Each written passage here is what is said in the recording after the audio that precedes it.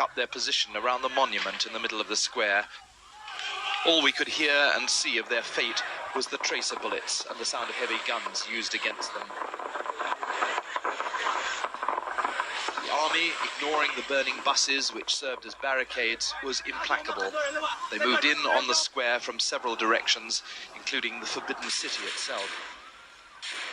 Soon the soldiers had cleared the main east-west avenue that runs through Tiananmen Square, cleared it by the deliberate use of random firepower.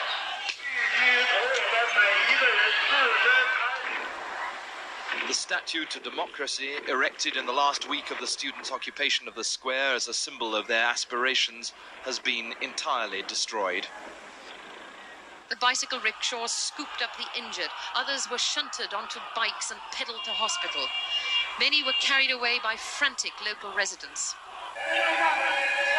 Ambulances screamed up to the troop line and were turned away. They couldn't get to the square.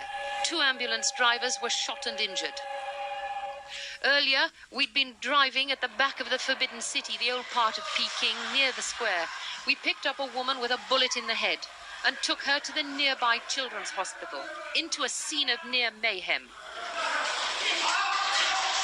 Casualties were arriving every few seconds, on bikes, rickshaws, park benches, carried in, all with gunshot wounds. The operating theatre was overflowing, many of the staff in tears.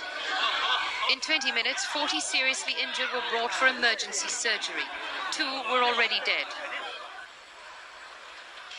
The daylight hours have seen more violence, with young people still determined to show their defiance, facing the lines of troops and tanks. On the main road east of the square at 10:23 this morning, there was a sudden and deadly volley from the troops.